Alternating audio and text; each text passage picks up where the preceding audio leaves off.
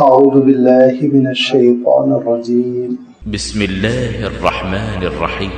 وَلَقَدْ آتَيْنَا مُوسَى الْكِتَابَ وَجَعَلْنَا مَعَهُ أَخَاهُ هَارُونَ وَزِيرًا فَقُلْنَا اذْهَبَا إِلَى الْقَوْمِ الَّذِينَ كَذَّبُوا بِآيَاتِنَا فَدَمَّرْنَاهُمْ تَدْمِيرًا وقوم نوح لما كذبوا الرسل أغرقناهم وجعلناهم للناس آية وأعتدنا للظالمين عذابا أليما وعادا وثمود وأصحاب الرس وقرونا بين ذلك كثيرا وكلا ضربنا له الأمثال وكلا تبرنا تتبيرا ولقد أتوا على القرية التي أمطرت مطر السوء أفلم يكونوا يرونها بل كانوا لا يرجون نشورا وإذا رأوك إن يتخذونك إلا هزوا أهذا الذي بعث الله رسولا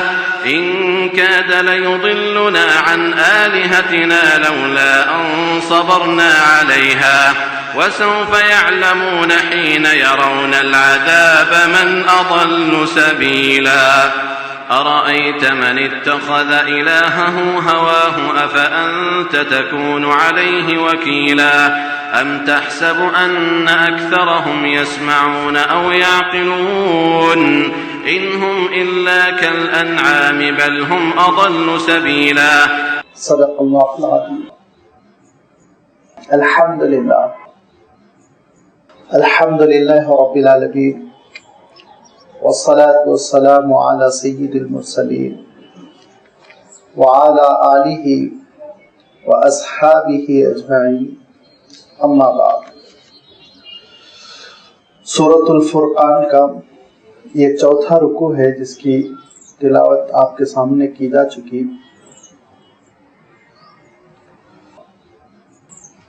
اس رکوع کی جملہ 10 آیتوں میں اللہ تعالیٰ نے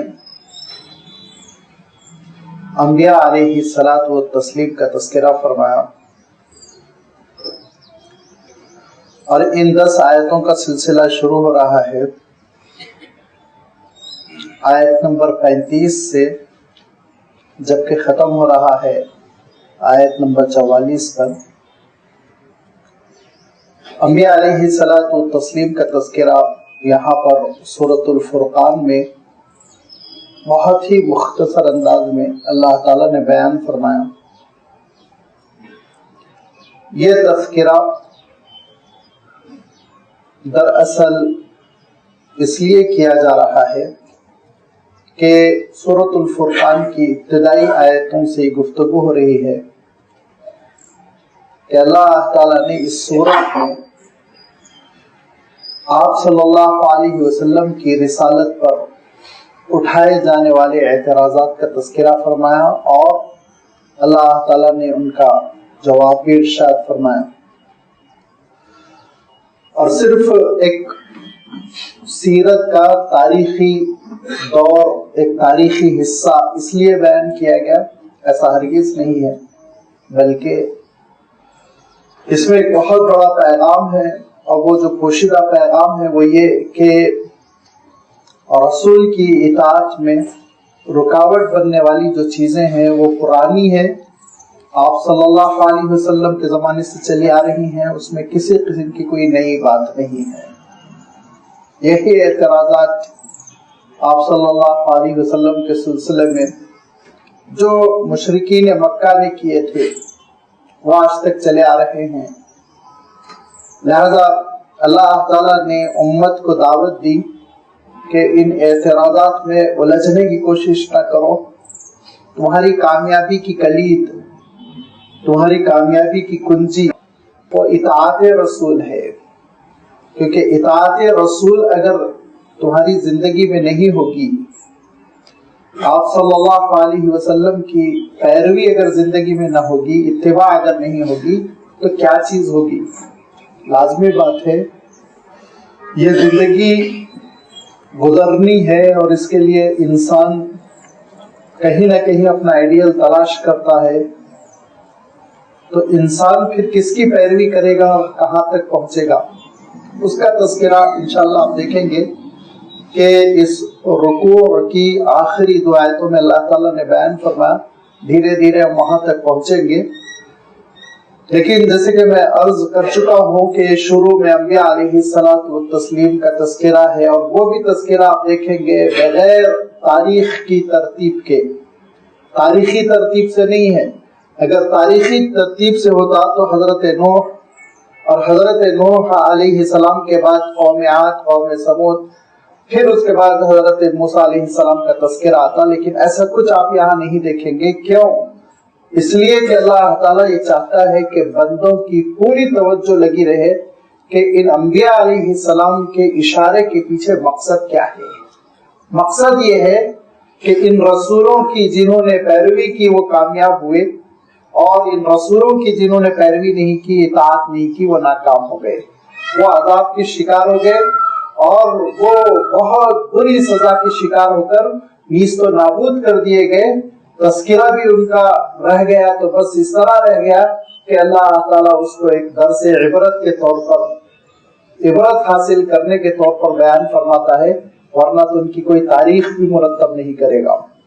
اللہ تعالیٰ نے اس تذکرے کا آغاز حضرت موسیٰ علیہ السلام سے فرمایا، کیونکہ حضرت موسیٰ علیہ السلام کے مخالفین وہ پوری ایک حکومت کے حامل تھے، بڑی منظم حکومت تھی، فرعون کی حکومت تھی، اور اس حکومت کا عالم یہ تھا کہ انہوں نے دریاؤں پر کنٹرول کر رکھا تھا، اور ان دریاؤں سے سارے مصر کو سیراب کرتے تھے، اور بڑے دریاؤں سے انہوں نے کناس نکال رکھی تھی، نہریں نکال رکھی تھی، اور ملک مصر کو بڑا شاداب زرخیز بنا رکھا تھا. بڑی آمدنی تھی، دولت تھی، اور دنیا کا خوشحال ترین ملک سمجھا جاتا تھا، اور سونے کی اینٹیں تھی، اور فن تعمیر آپ جانتے ہیں کہ اس زمانے میں ان کا فن تعمیر اتنا ترقی یافتہ تھا، اتنا ترقی یافتہ تھا کہ موجودہ دور کا ایک ذہین انجینئر بھی اس کو دیکھ کر حیرت میں پڑ جاتا ہے کہ انہوں نے کیسے یہ تعمیرات کی. احرام جیزہ آپ جانتے ہیں، کیسی زبردست وہ عمارتیں ہیں، کتنی بلند و بالا ہیں، کیسی ٹیکنک سے وہ بنائی گئی کہ دنیا کے ساتھ عجوبوں میں اس کا شمار کیا جاتا ہے. لہذا یہ سب کچھ تھا، اور اللہ تعالیٰ نے جب فرعون کا تذکرہ فرمایا تو اس کے ساتھ دو اور شخصیتوں کا تذکرہ فرمایا. فرعون کے ساتھ دو اور شخصیتوں کو ملا کر یہ تین رجحانات تھے یا تین صفات تھی اس ملک کی. فرعون وہ اقتدار کی علامت، حکومت، اور حامان وہ انجینئرنگ کی علامت، سائنس اور ٹیکنالوجی کی ترقی کی علامت، اور قارون وہ دولت کی علامت، امیری کی علامت. یہ تینوں حضرت موسیٰ علیہ السلام کے خلاف چلے. حکومت بھی حضرت موسیٰ علیہ السلام کے خلاف، اور وہ زمانے کا ترقی یافتہ، اس زمانے کے اعتبار سے بہت ہی ترقی یافتہ جو علم تھا، ٹیکنالوجی تھی، وہ حضرت موسیٰ علیہ السلام کے خلاف، اور جو دولت تھی وہ حضرت موسیٰ علیہ السلام کے خلاف. بظاہر حالات ایسے تھے کہ حضرت موسیٰ علیہ السلام کی دعوت، حضرت موسیٰ علیہ السلام کی کوشش بارآور نہ ہوتی، پنپ نہ پاتی، لیکن اللہ تعالیٰ نے حضرت موسیٰ علیہ السلام کی دعوت کو غالب فرمایا، اور فرعون اور اس کی حکومت اور اس کے ساتھی ان کا بیڑا غرق ہو گیا. اللہ تعالیٰ نے اسی چیز کو ارشاد فرمایا، وَلَقَدْ آتَيْنَا مُوسَى الْكِتَابَ، اور ہم نے موسیٰ کو کتاب عطا کی. وَجَعَلْنَا مَعَهُ أَخَاهُ هَارُونَ وَزِيرًا، اور ہم نے ان کے ساتھ ان کے بھائی ہارون کو مددگار بنایا. سورۃ القصص انشاءاللہ سورۃ الفرقان کے بعد اس کا آغاز ہوگا.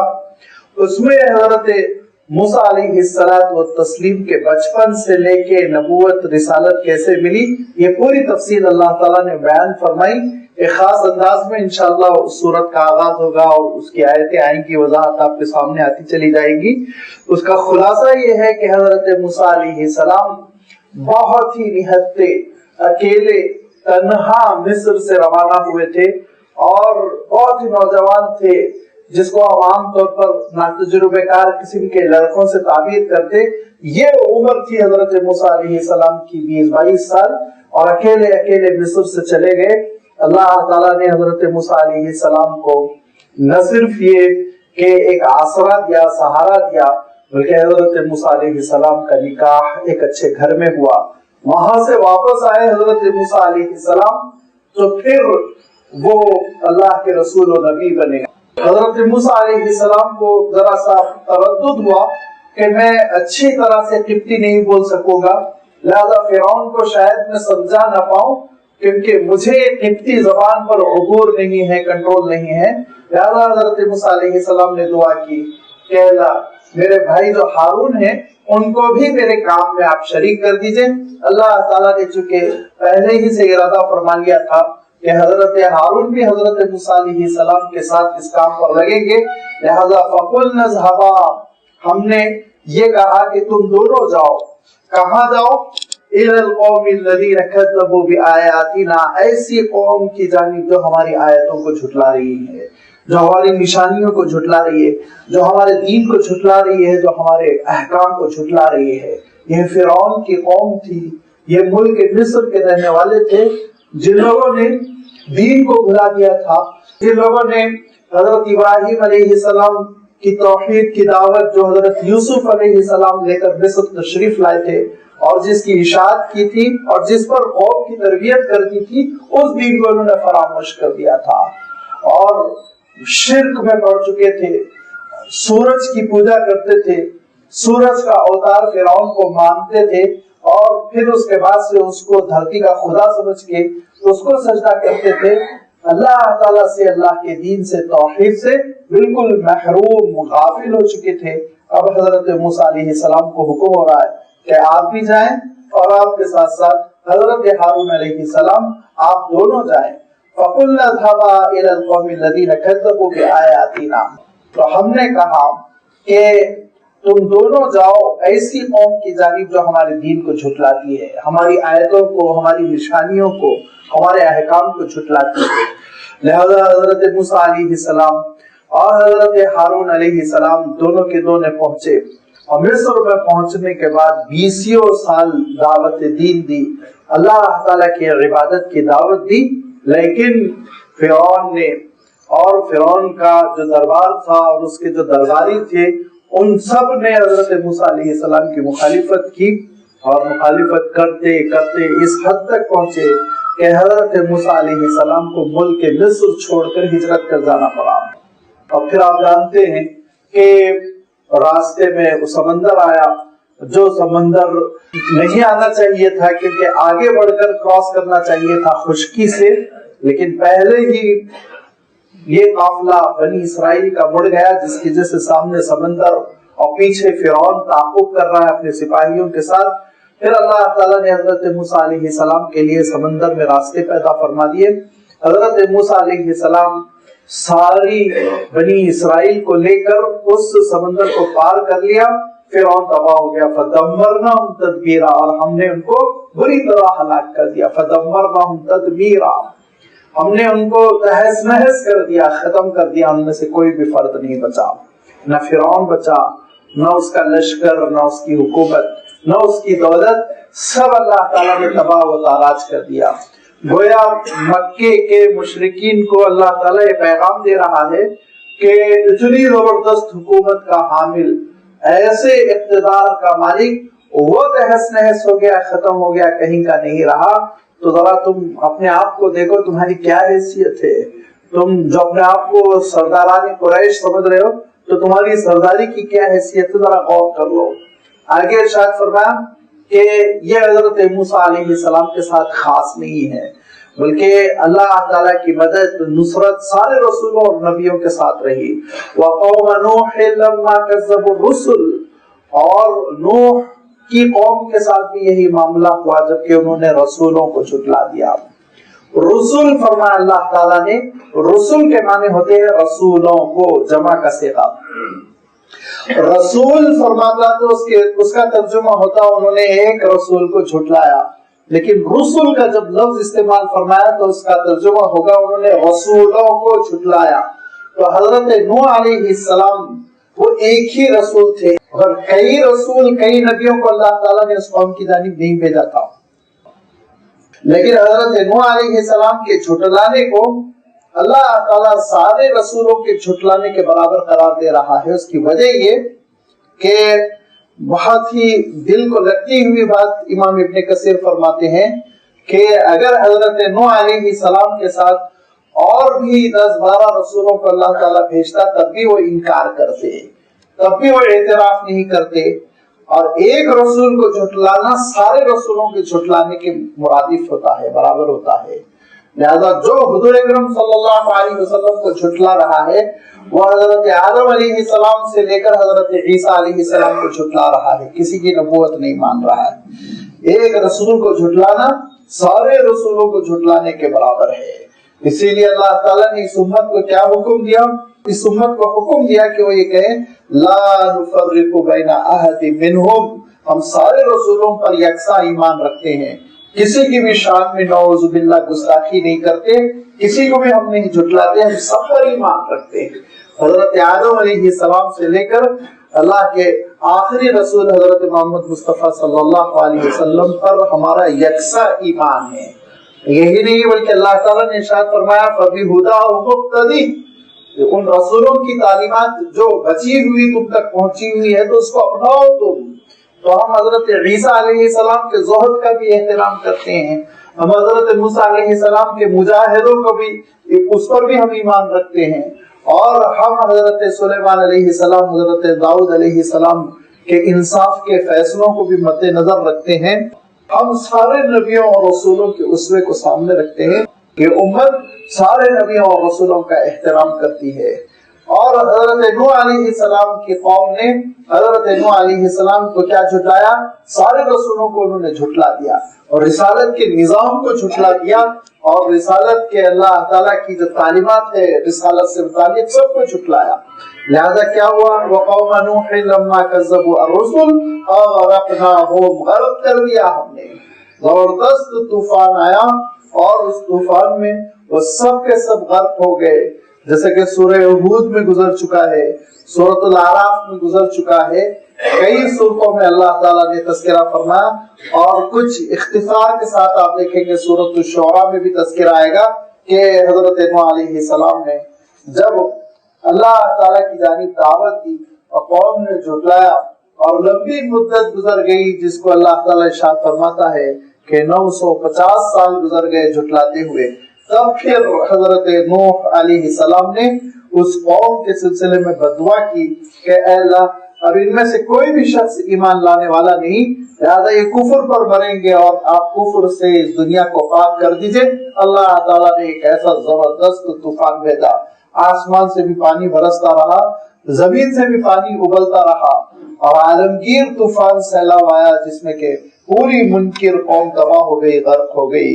وَجَعَلْنَاهُمْ لِلنَّاسِ آیَةً، اور ہمیشہ کے لیے اللہ تعالیٰ نے ان کو سامان نصیحت بنا دیا ہے، ہمیشہ کے لیے اللہ تعالیٰ نے لوگوں کے لیے ان کو ایک جائے عبرت بنا دیا ہے کہ ان سے عبرت حاصل کرے۔ وَأَعْتَدْنَا لِلظَّالِمِينَ عَذَابًا أَلِيمًا، اور ہم نے ظالموں کے لیے دردناک عذاب تیار کر رکھا ہے، دنیا میں بھی تباہ ہوئے اور برباد ہوئے، اور آخرت بھی ان کی ہاتھوں سے جاتی رہی، آخرت میں بھی ان کو دردناک عذاب کا مزہ چکھنا پڑے گا۔ وعادم وثمودا، حضرت نوح علیہ السلام کے بعد حضرت نوح علیہ السلام کی جو نسل بچی وہ 3 صاحبزادوں سے نسل چلتی چلی گئی، اس میں ایک حضرت سام ہے، ایک حام ہے اور ایک یافس ہے، انہی تینوں سے نسل چلی، اور انہی میں ایک صاحب بڑے طاقتور ہوئے، ان کا نام تھا عاد، وہ بہت بڑے سردار بنے اور انہوں نے بڑی ترقی کی، انہوں نے بستی بسائی زبردست قسم کی، اور وہ بستی بہت ترقی کر گئی، اور اس کے بعد سے ان کی ترقی کی وجہ سے وہ بہت جسمانی ورزش کرتے تھے، قوی ہیکل، بڑے ٹیل ٹول کے، لمبے چوڑے، مغرور ہو گئے، اور مغرور ہونے کے بعد سے اپنے طاقت کے نشے میں ظلم کرتے چلے گئے، شرک کرتے چلے گئے، یہاں تک کہ اللہ تعالیٰ نے ان کے درمیان حضرت ہود علیہ السلام کو بھیجا۔ حضرت ہود علیہ السلام نے 20 بلکہ 50 سال کوشش کی کہ وہ راہ راست پر آ جائے اور اپنے طاقت کے غرور سے نکل کر اللہ کی بندگی کو قبول کریں، لیکن انہوں نے حضرت ہود علیہ السلام کا جب جینا دوبھر کر دیا اور اعلان کیا کہ اے ہود اپنی دعوت سے باز آ جاؤ ورنہ پتھر مار مار کے ہم تم کو ہلاک کر دیں گے. تو اللہ تعالیٰ کی جانب سے پھر ان پر زبردست آندھی کا عذاب آیا. ایسا زبردست عذاب کہ آندھی اتنی زبردست تھی جس کے بارے میں اللہ تعالیٰ ارشاد فرماتا ہے سخر علیہم سبع لیال وثمانیۃ ایام حسوما فترى القوم فیہا صرعا کأنہم اعجاز نخل خاویہ.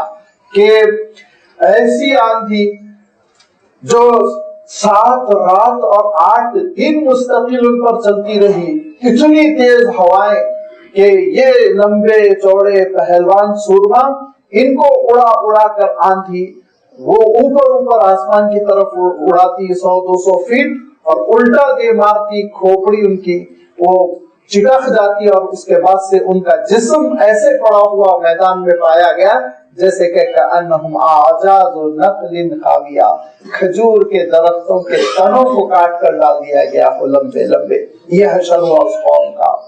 اور حضرت ہود علیہ السلام نے ان لوگوں کو لے کر جن کے بارے میں اللہ تعالیٰ ارشاد فرماتا ہے بہت تھوڑے سے لوگوں نے اسلام قبول کیا تھا, ہجرت فرما لی اور اس کے بعد سے آگے بڑھ گئے, شمال کی طرف ہجرت کر لی حضرت ہود علیہ السلام نے, اور قوم بسنا شروع ہو گئی.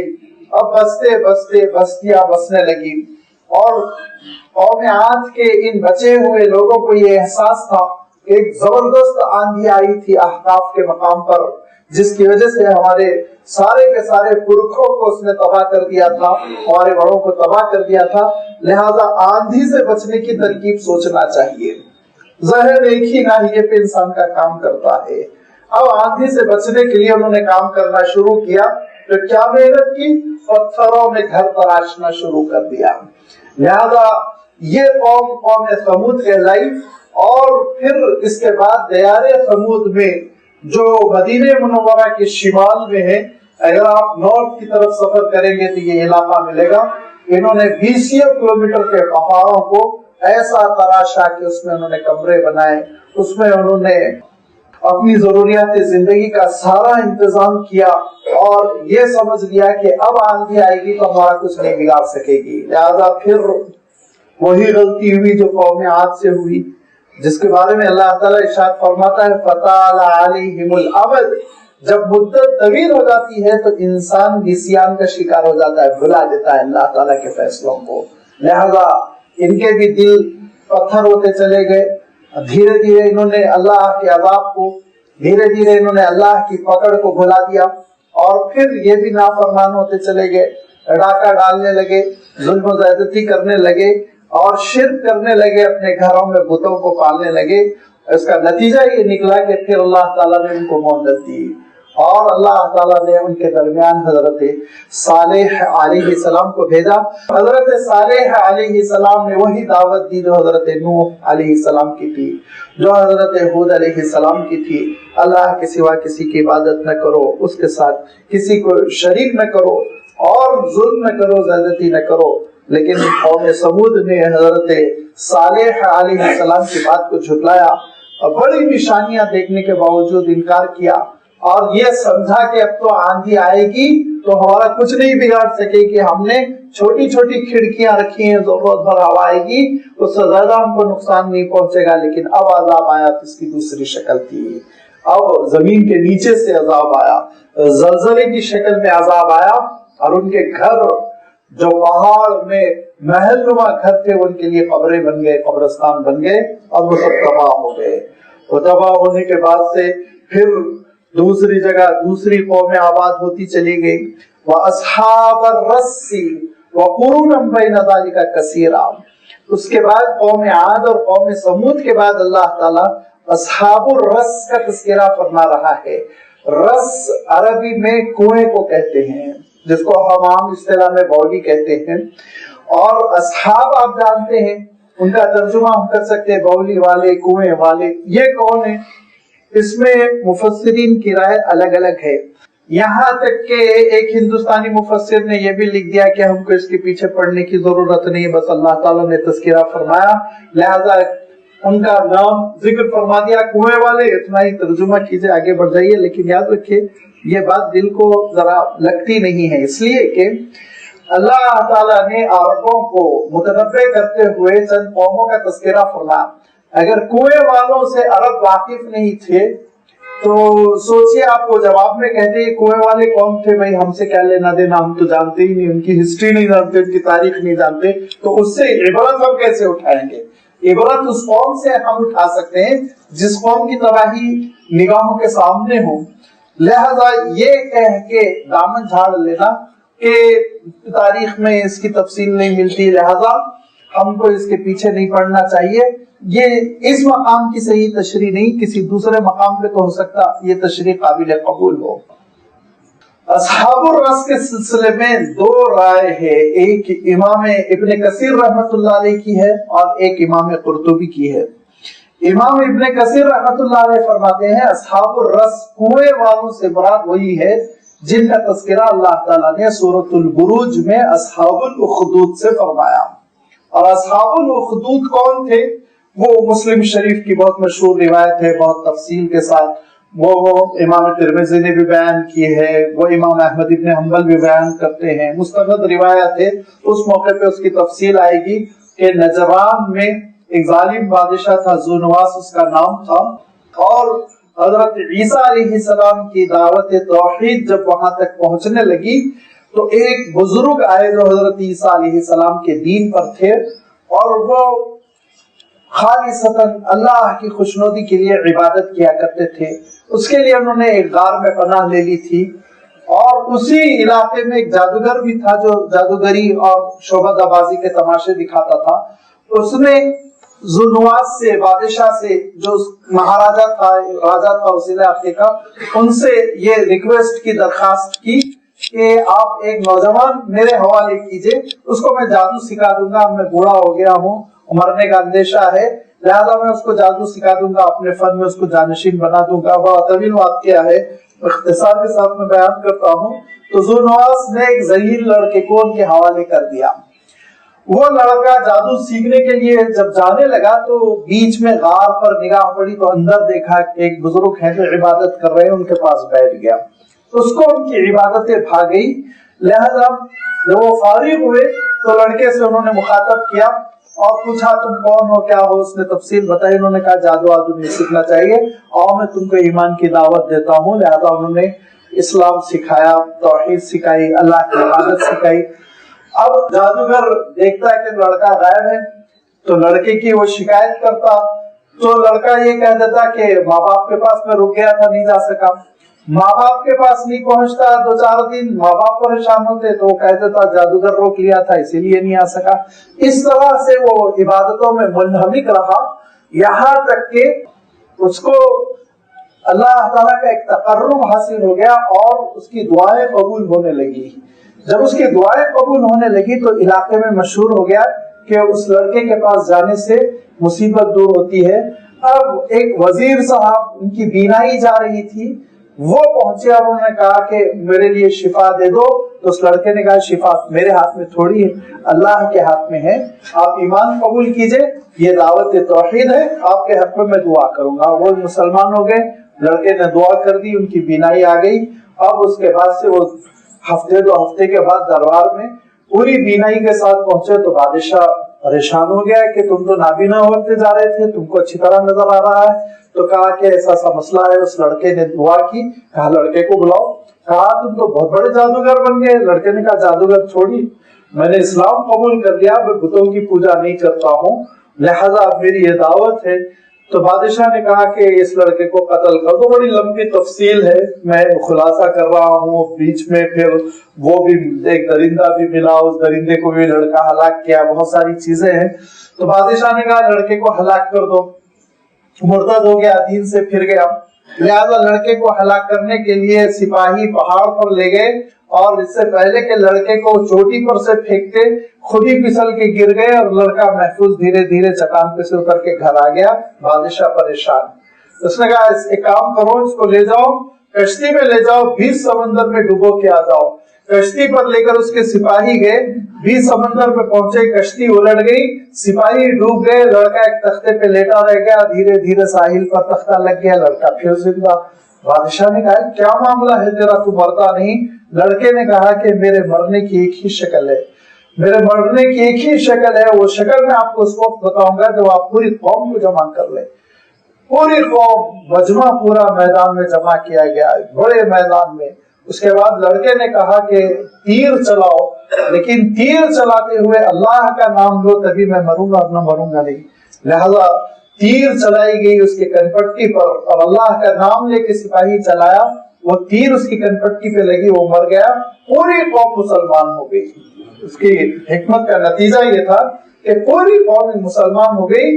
अब बादशाह को जब इत्तला मिली तो वो बहुत परेशान हुआ और उसने बड़ा गड्ढा खुदवाया, कुआं खुदवाया और उसमें आग लगा दी। एक एक मुसलमान से पूछा जाता था कि इस इस्लाम को छोड़ोगे, हज़रत ईसा अलैहिस्सलाम के दीन को छोड़ोगे, या फिर तुमको हम आग में डाल दें। धीरे धीरे आग में डाला जा रहा था और यहाँ तक के खातून की बारी आई जो अपने गोद में शीरखार बच्चे को ली हुई थी। लिहाजा वो खातून, उनसे कहा गया कि इस दीन को छोड़ोगी या फिर आग में तुमको डाल दें।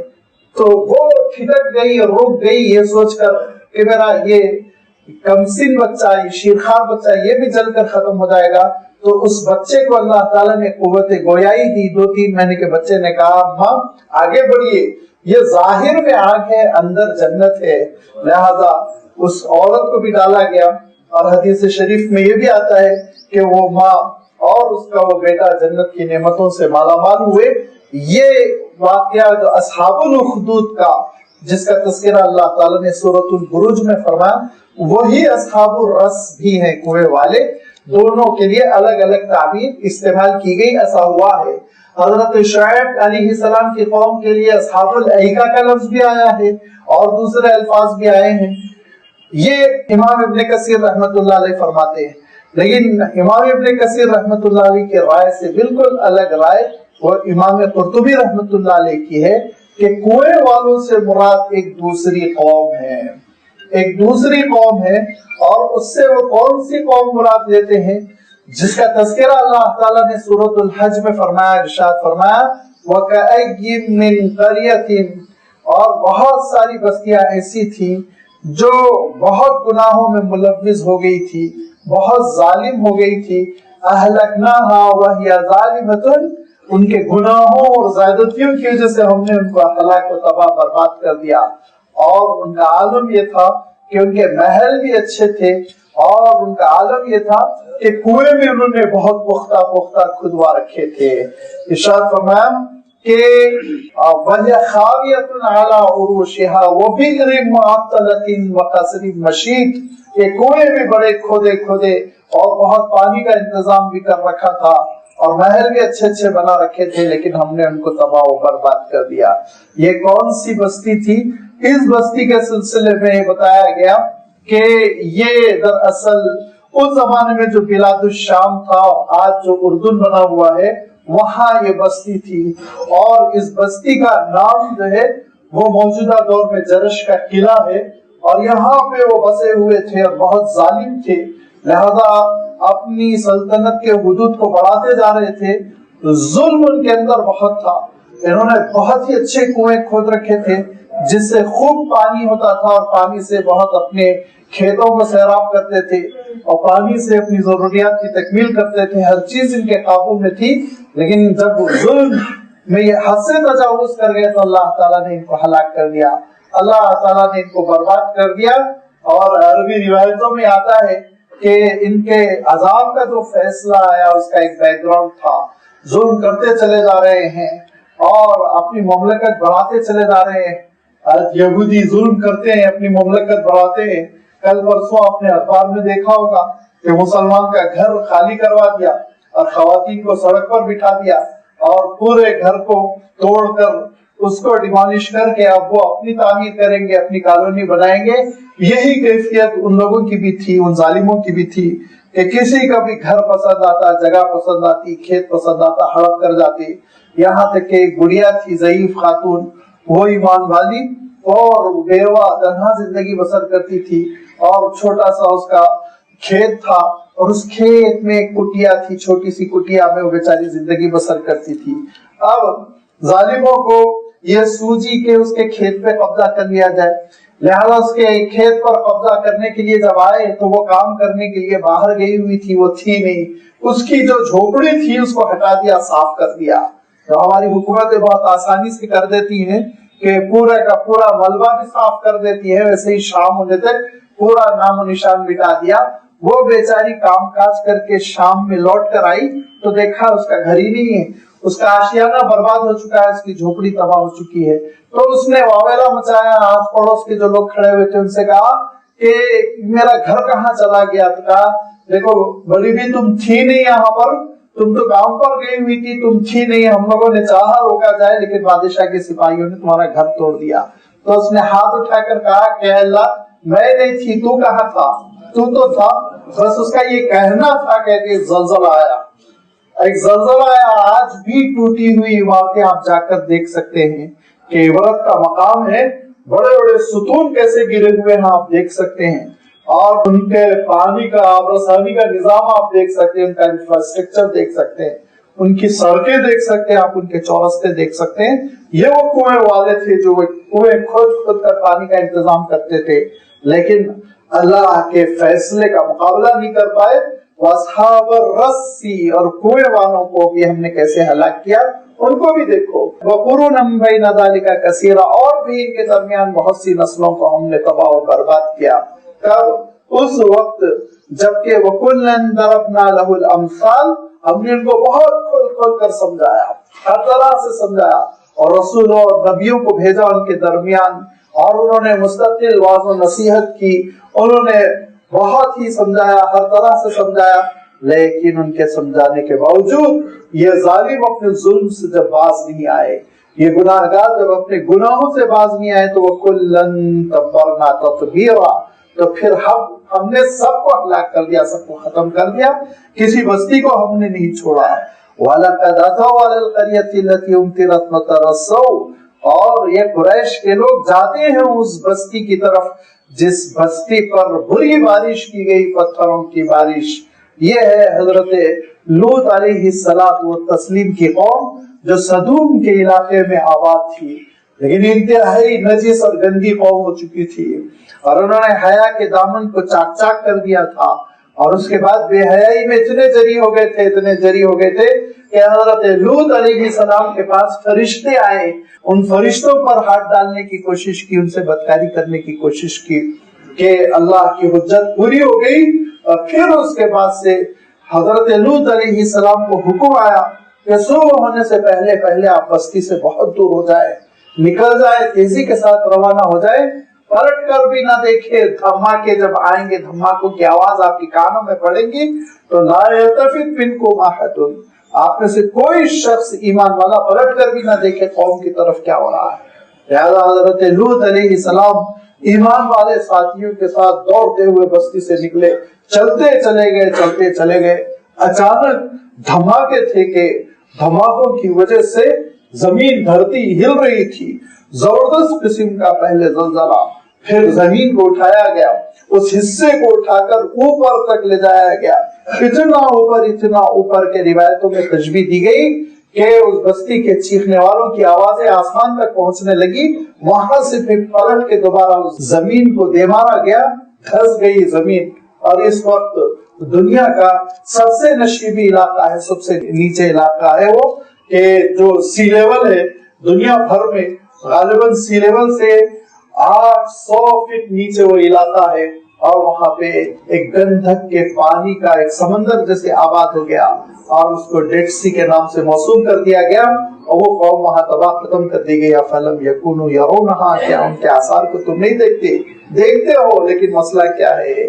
آج بھی یہی مسئلہ ہے کہ وہاں دیکھنے والوں میں بڑی تعداد بل کانوا لا یرجون نشورا، آخرت کے ایمان سے محروم ہو کر دیکھ رہی ہے، تو اس کو تفریح بنائی ہوئی ہے، اس کو تفریح بنائی ہوئی ہے. وہاں کھیل کود کرتے ہیں، سوئمنگ کرتے ہیں، یہ نہیں سوچتے کہ یہاں پہ اللہ تعالیٰ کا کتنا بڑا فیصلہ آیا تھا، اللہ تعالیٰ کا کیسا عذاب آیا تھا، اور کس طرح وہاں رونا چاہیے، تڑپنا چاہیے، سسکنا چاہیے، اللہ کے عذاب سے پناہ مانگنی چاہیے. وہ چیز نہیں ہے. کیوں؟ بل کانوا لا یرجون نشورا، میدان حشر میں کھڑے ہونے کا ایمان ہی نہیں ہے، آخرت کا عقیدہ ہی نہیں ہے. جب آخرت کا عقیدہ نہیں ہے، احساس ذمہ داری نہیں، تو انسان پھر کچھ بھی کر جائے۔ اللہ تعالیٰ ارشاد فرماتا ہے کہ یہ ہے انبیاء علیہ السلام کو جھٹلانے کا نتیجہ، کہ کسی کو آسمان تک اٹھا کر دے مارا گیا، کسی پہ پتھروں کی بارش ہوئی، کسی پر آندھی چلا دی گئی، کوئی زلزلے سے تباہ ہوئے، کوئی سیلاب سے تباہ ہوئے، کوئی پانی میں ڈبو دیے گئے۔ لہذا نبیوں اور رسولوں کی مخالفت کو ہلکا نہ سمجھو، آسان نہ سمجھو، اللہ تعالیٰ کا عذاب آئے گا۔ اس کے باوجود ان کا عالم یہ ہے، وہ اذا رأوک، اے نبی جب یہ آپ کو دیکھتے ہیں، ان یتخذونک الا ہزوا، تو صرف اور صرف آپ کے ساتھ دل لگی کرتے ہیں، مذاق اڑانے کی کوشش کرتے ہیں، اور کہتے ہیں احاذ الذی بعث اللہ رسولا، یہی ہے وہ صاحب جن کے کپڑے پھٹے ہوئے ہیں، جن کے پاس یہ دو ہی چادریں پہننے کے لیے ہے، اور جن کے پاس یہی ایک جوتی پہننے کے لیے ہے، ان کو اللہ نے رسول بنا کر بھیجا۔ یہ ایسے رسول کیسے بن گئے؟ دولت کیوں نہیں ان کے ساتھ، اور ان کے ساتھ مملکت کیوں نہیں ہے، اقتدار کیوں نہیں ہے، ان کے ساتھ لوگوں کا مجمع کیوں نہیں ہے؟ اللہ تعالیٰ ارشاد فرماتا ہے اس غرور میں مبتلا ہو حضور اکرم صلی اللہ علیہ وسلم کا مذاق اڑاتے ہیں، اور پھر اس دل لگی کے ساتھ ساتھ بدتمیزی کرتے، بدتمیزی کے ساتھ ساتھ اللہ کے رسول صلی اللہ علیہ وسلم کے ساتھ گستاخی کرتے، تکلیف پہنچاتے۔ یہ سارا ان کا معاملہ تو تھا ہی، اور اسی کی وجہ سے وہ دھیرے دھیرے عذاب کے شکار ہو گئے۔ لیکن فرمایا کہ ابھی ان کا عالم کیا ہے، وہ کیا کہتے ہیں، ان کاد لیضلنا عن آلہتنا، یہ صاحب تو ہم کو ہمارے خداؤں سے برگشتہ کر کے چھوڑ دیتے۔ یعنی آپ صلی اللہ علیہ وسلم کے بارے میں رقیق جملہ کستے ہوئے کہتے، یہ صاحب تو ہم کو ہمارے خداؤں سے دور کر دیے ہوتے، گمراہ کر دیے ہوتے، لولا ان صبرنا علیہا، ہم چمٹے ہوئے ہیں، ہم پکڑے ہوئے ہیں، ہم چھوڑنے والے نہیں ہیں۔ اپنے شرک پر، اپنے گناہوں پر غرور، فخر، اور اپنے گناہوں پر ثابت قدمی کو وہ ایک فخر کرنے والی چیز اور فخریہ جملے کے طور پر اس کو بیان کرتے ہیں، جبکہ اللہ تعالیٰ ارشاد فرماتا ہے یہی چیز تم کو جہنم میں پہنچا دے گی، تم کو تباہ و برباد کر دے گی۔ یہی نفسیات ہے مشرکین کی، کہ اپنے شرک پر ضد کرنے کو بہت بڑی چیز سمجھتے ہیں، بڑی کامیابی کی کنجی سمجھتے ہیں، حالانکہ یہی شرک ان کو تباہی کے دانے تک لے جا رہا ہے، دھیرے دھیرے ان کو بربادی کے راستے پر لے جا رہا ہے۔ یہ دنیا میں ان کو بربادی نظر نہیں آ رہی ہے، لیکن وہ سوف یعلمون، انقریب وہ جان لیں گے، حین یرون العذاب، جب عذاب کو اپنی آنکھوں سے دیکھیں گے، من اضل سبیلا، کے گمراہ کون ہیں، راستے سے ہٹے ہوئے کون ہیں، شرک پہ پڑے ہوئے کون ہیں، وہ ان کو پتا چل جائے گا۔ جب عذاب کو دیکھیں گے اس وقت وہ پچھتائیں گے، لیکن لازمی بات ہے اس وقت کا پچھتانا وہ کارگر نہیں ہوگا، ان کے کام نہیں آئے گا، وہ شرمندگی ان کے لیے باعث نجات نہیں بنے گی، وہ تو تباہ و برباد ہو جائیں گے۔ اب یہ جو نفسیات ہے شرک کی، یہ جو نفسیات ہے رسولوں اور نبیوں کی مخالفت کی، اس کو ہم کو سمجھنا چاہیے۔ بہت ہی اہم چیز ہے جس پر کہ یہ رکوع ختم ہو رہا ہے۔ دیکھیے دو ہی فرقے ہیں اس دنیا میں، حقیقت میں دو ہی فرقے ہیں۔ بظاہر آپ کو نظر آ رہا ہے یہودی بھی ہے، نصارہ بھی ہے، مشرکین بھی ہے، آتش پرست بھی ہیں، یہ بھی ہیں، وہ بھی ہیں، بے دین بھی ہے، ملحد بھی ہے، لیکن یاد رکھیے اگر دیکھا جائے تو دو ہی صیغے ہیں، دو ہی خانے ہیں جس میں پوری انسانیت بٹی ہوئی ہے۔ ایک خانہ ہے اللہ کو رب ماننے والا، ایک قوم ہے، ایک تعداد ہے، ایک گروپ ہے اللہ کی اطاعت کرنے والا۔ وہ یہ کہتا ہے کہ ہم کو جس نے پیدا کیا وہ خالق کو حق ہے کہ ہم سے اطاعت کا مطالبہ کرے، ہم سے عبادت کا مطالبہ کرے، اور وہ خالق ایسا ہے کہ وہ خالق اگر ہم کو یہ کہہ دے یہ کام کرنا ہے تو ہم کریں گے۔ ہم کو ضروری نہیں کہ یہ بتایا جائے کہ 5 مرتبہ نماز پڑھنے سے پیسے ملتے ہیں، دولت ملتی ہے، صحت ملتی، کوئی ضرورت نہیں ہے۔ بتانے والے بتا لیں، ٹھیک ہے، حکمت کی چیزیں ہیں، لیکن ہم تو پڑھتے ہیں اس لیے کہ اپنے مالک کو خوش کریں گے۔ اس نے کہا وضو کرنے کے لیے، لہذا ہم جاڑے میں بھی وضو کریں گے، چاہے ہم کو لوگ یہ کہیں کہ ارے سردی میں اپنے آپ کو تکلیف پہنچا رہے ہو، ٹھیک ہے، ہم کو اس سے کوئی بحث نہیں، تکلیف ہو نہ ہو، ہم اپنے مالک کی خوشنودی کے لیے وضو کریں گے۔ اسی نے کہہ دیا سود نہیں لینا چاہیے. ٹھیک ہے, سود نہ لینے کی وجہ سے ہم بنگلے نہیں بنا پا رہے ہیں, سود نہ لینے کی وجہ سے ہم بڑی زبردست فینسی کاریں نہیں خرید پا رہے ہیں, سود نہ لینے کی وجہ سے ہماری انڈسٹری نہیں چمک رہی ہے. ٹھیک ہے, ہم یہ نقصان اٹھائیں گے. کیوں؟ ہم مالک کی بات مانتے, خالق کی بات مانتے. اس نے کہہ دیا جو سود کے کاروبار کرے گا وہ اللہ اور اس کے رسول سے جنگ چھیڑ لے گا, لہذا ہم سود نہیں لیتے. اس نے کہہ دیا کہ حیائی کے اڈے تم آباد نہیں کرنا, اور اس نے کہا کہ دیکھو فحاشی کو ہم حرام قرار دے رہے ہیں, لہذا تم ایسے کلب نہ بنانا جس میں فحاشی ہو, اس میں نہ جانا. ہم نہیں جائیں گے, چاہے ہم کو بیکورڈ کہا جائے, چاہے ہم کو بچھڑا ہوا کہا جائے, کچھ بھی کہا جائے, ہم اللہ کی بات مانیں گے. یہ ایک ہے نظریہ کہ اصل ان الحکم الا للہ, شریعت اللہ کی ہے, احکام اللہ کے ہے. اس نے رسولوں کو بھیجا, اس نے صحیفوں کو بھیجا, اس کی اطاعت اصل مقصود ہے, اسی میں ہماری کامیابی. یہ ایک گروپ ہے. باقی جتنے گروپ دنیا میں آپ کو نظر آ رہے ہیں وہ سب کا مسئلہ کیا ہے؟ وہ سب کا مسئلہ ایک ہی ہے, یاد رکھیے, وہ اپنے نفس کی پرستش کرتے ہیں, اپنے خواہشات کے پیچھے چلتے ہیں. اب جو مذہب ہے ان کا, وہ مذہب بھی ان کے خواہشات کا نتیجہ ہے. اس کی سب سے اچھی تصویر حضرت عبداللہ ابن عباس رضی اللہ تعالیٰ عنہ نے کی تھی. حضرت عبداللہ ابن عباس رضی اللہ تعالیٰ عنہ فرماتے تھے مشرکین عرب کیا تھے, مختلف خداؤں کی عبادت کا دعویٰ کرتے تھے, لیکن ان کا عالم یہ تھا, حضرت عبداللہ ابن عباس فرماتے ہیں ان کا عالم یہ تھا, جو خدا پسند آتا تھا اس کی پرستش کرتے تھے, اور جب وہ نگاہوں سے گر جاتا اس کو نکال کے پھینک دیتے تھے. حضرت عبداللہ ابن عباس رضی اللہ عنہ کی تشریح سامنے رکھ کر ذرا غور سے آپ اپنے اطراف و اکناف میں دیکھیے, کیا یہی ہو رہا ہے کہ نہیں ہو رہا؟ جو خدا پسند آتا ہے کچھ دنوں کے لیے پوجا جاتا ہے, بعد میں نکال کر پھینک دیا جاتا ہے. کتنے خدا انٹروڈیوس ہو گئے دیکھتے دیکھتے, جن کا بچپن میں, ہمارے بچپن میں کوئی کسی قسم کا رواج نہیں تھا, لیکن آج ان کے لیے لوگ ناچ رہے ہیں, اچھل رہے ہیں, کود رہے ہیں, پوجا کر رہے ہیں, دعوت کر رہے ہیں. تو کتنے تیزی کے ساتھ خدا بدلتے رہتے ہیں, اور ایک خدا آتا ہے, دوسرا خدا ریٹائرڈ ہوتا ہے, رخصت ہوتا ہے.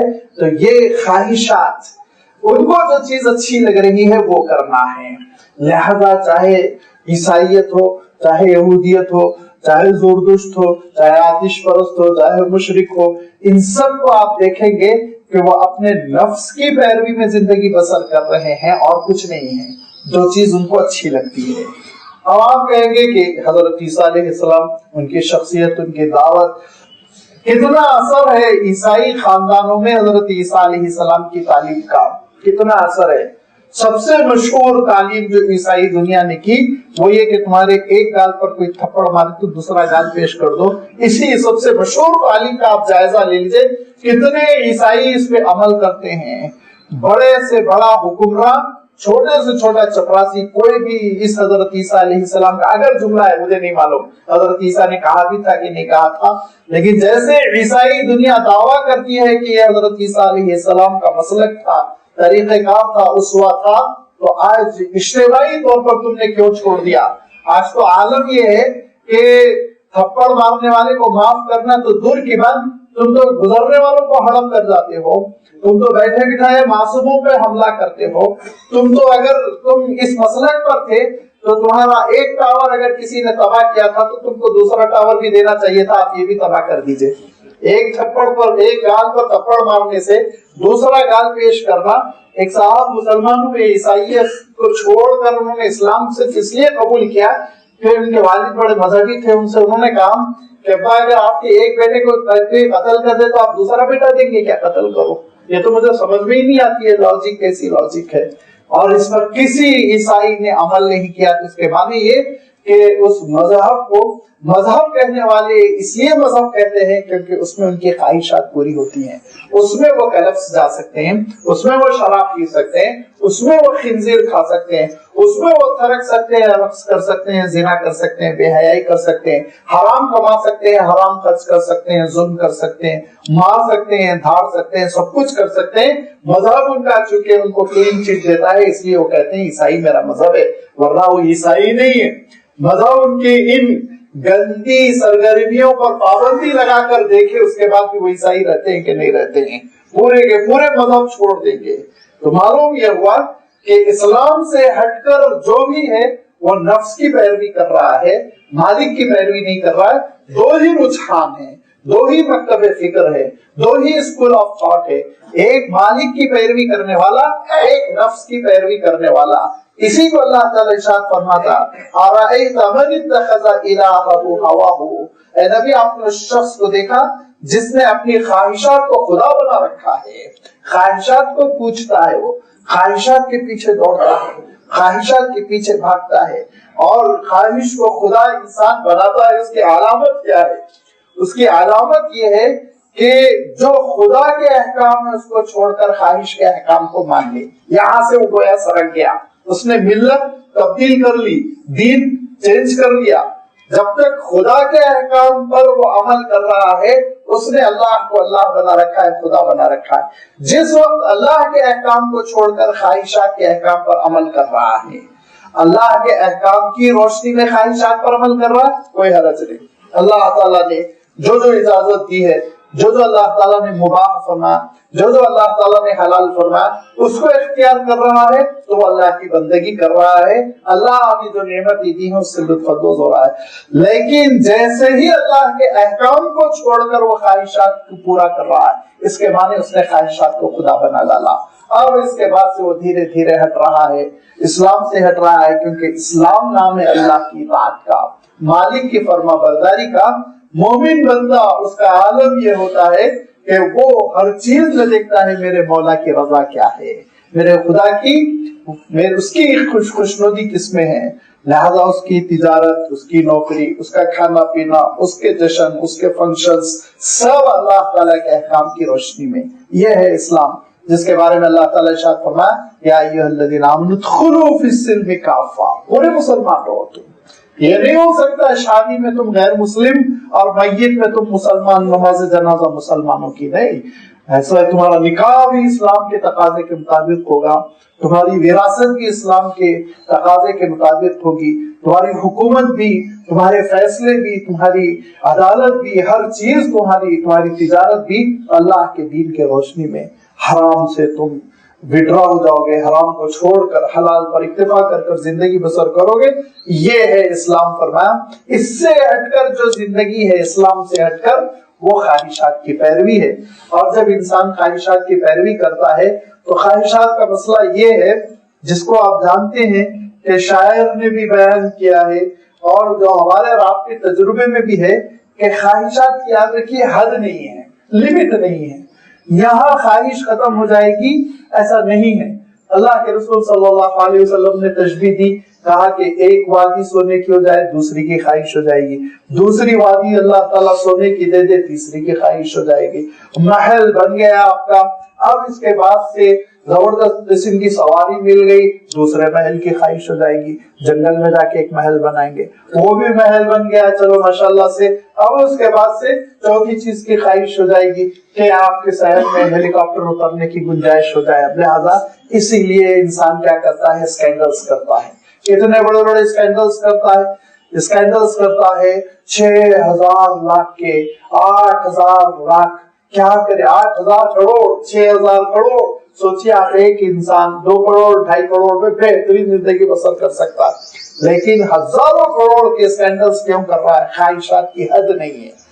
کیا فرمایا اللہ کے رسول صلی اللہ علیہ وسلم نے کہ تیسری وادی بھی سونے کی دے دی جائے پھر بھی تسلی نہیں، اور لن یملا فاہ الا التراب، اور اگر اس کی خواہشات ختم کرنے والی کوئی چیز ہے تو وہ قبر کی مٹی، قبر میں جائے گا منہ میں مٹی بھر جائے گی تب خواہشات ختم ہوں گے۔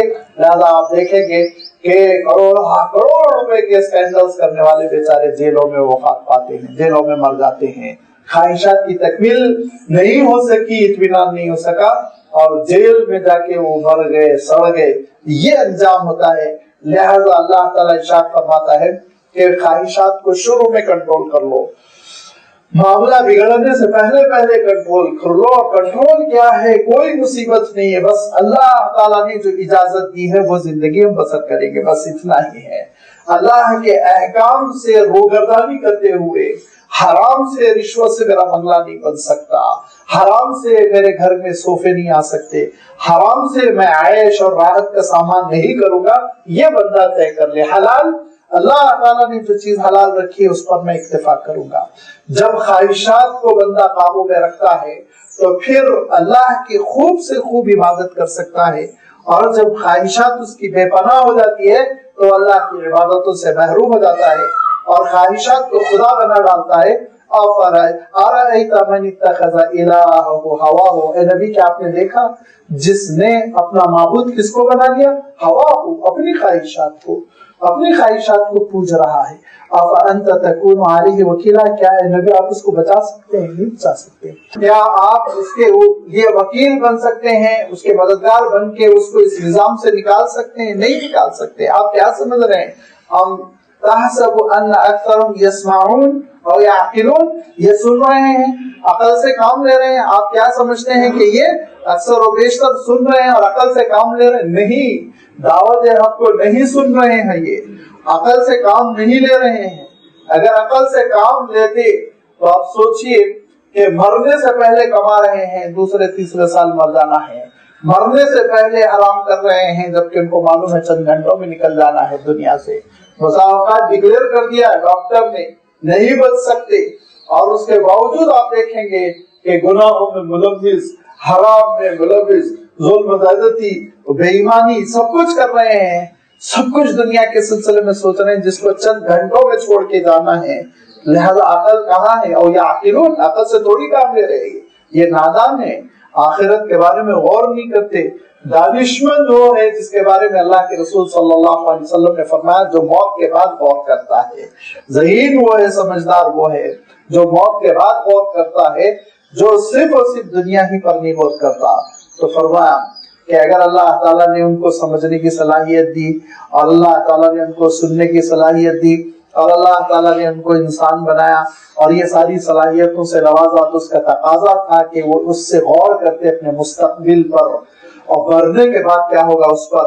لیکن جب انہوں نے ان ساری صلاحیتوں کو سمٹنے اور لینے کے بعد صرف اور صرف دنیا پر غور کیا، دنیا کو سب کچھ سمجھا، تو پھر اللہ تعالیٰ ارشاد فرماتا ہے یہ تو انہم الا کالانعام، مویشیوں کی طرح ہے، بکروں اور بیلوں کی طرح ہے، بلکہ بل ہم اضل سبیلا، ان سے بھی گئے گزرے ہیں، گمراہ ہے۔ کیونکہ بیل جس مقصد کے لیے پیدا کیا گیا بیچارہ کھیت جوت رہا ہے، اور بکرا جس مقصد کے لیے پیدا کیا گیا اپنی گردن پیش کر رہا ہے، ذبح ہو رہا ہے۔ انسان جس مقصد کے لیے پیدا کیا گیا وہ اس مقصد کو انسان نہیں سمجھ رہا ہے۔ کیا ہے انسان کو اللہ تعالیٰ نے کس مقصد کے ساتھ پیدا کیا؟ اس کے لیے اللہ تعالیٰ نے آپ کے سامنے پوری کائنات پیش کر دی۔ اس پوری کائنات پر آپ غور کیجئے، آپ غور کیجئے سمندروں پر، آپ غور کیجئے آسمانوں پر، آپ غور کیجئے چاند اور ستاروں پر، آپ غور کیجئے چمکتے ہوئے سورج پر، آپ غور کیجئے برستے ہوئے پانی پر، کہ آپ کس کے کام آ رہے ہیں۔ آپ کی ضرورت سمندر کو ہے، آپ کے بغیر سورج نہیں سلگتا ہے، آپ کے بغیر دنیا نہیں چل رہی ہے، آپ کے بغیر بارش نہیں ہو سکتی۔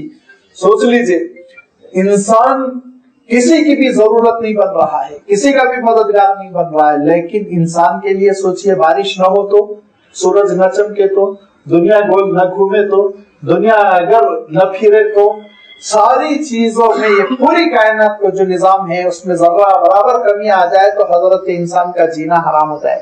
لیکن اگر پوری دنیا کے انسانوں کو حرف غلط کی طرح میٹ دیا جائے تو اس پوری کائنات میں کوئی فرق نہیں آئے گا۔ سورج ویسے ہی چمکے گا، چاند ویسے ہی نکلے گا، ستارے ویسے ہی رات میں نمایاں ہوں گے، سمندر ویسے ہی، پانی ویسے ہی برسے گا۔ تو کیا پتا چلا کہ کسی اور مخلوق کے انسان کام نہیں آتا۔ اور درندے جو بیچارے گوشت کھاتے وہ بھی انسان کو نہیں کھاتے، کم سے کم انسان درندوں کی غذا بن جائے اتنا تو ہو سکتا، لیکن وہ بھی نہیں ہے۔ درندے انسان کو سونگ کے چھوڑ دیتے ہیں، وہ بھی بکرے کو ہی کھاتے ہیں، ہرن کو ہی کھاتے ہیں۔ تو انسان کا تو کوئی مصرف ہی نہیں ہے کائنات میں، بے مصرف ہے یہ، اس کا کوئی مقصد نہیں ہے، اس کا کوئی کام نہیں ہے، اس کی کوئی حیثیت نہیں ہے۔ اگر یہ عقیدہ نہ ہو کہ انسان اللہ کی عبادت کے لیے پیدا کیا گیا، اس کو اللہ تعالیٰ نے آگے بیان فرمایا، پوری کائنات میں غور کرو، تمہاری کیا حیثیت ہے، پوری کائنات کی کیا حیثیت ہے، وہ تمہاری خادم ہے، تم اس کے مخدوم ہو، سب تمہاری خدمت کر رہے ہیں، لیکن تم کیا کر رہے ہو؟ تم کیا کر رہے ہو؟ اگر تمہارے کرنے کے لیے اس کائنات میں کام ہے تو ایک ہی کام ہے، اپنے معبود کو پہچاننا اور اس کی عبادت کرنا۔ اس کی وضاحت اللہ تعالیٰ نے آنے والے رکوع میں فرمائی، انشاءاللہ آئندہ اتوار اس کی وضاحت آپ کی خدمت میں رکھی جائے گی۔ وآخر دعوانا ان الحمد للہ رب العالمین۔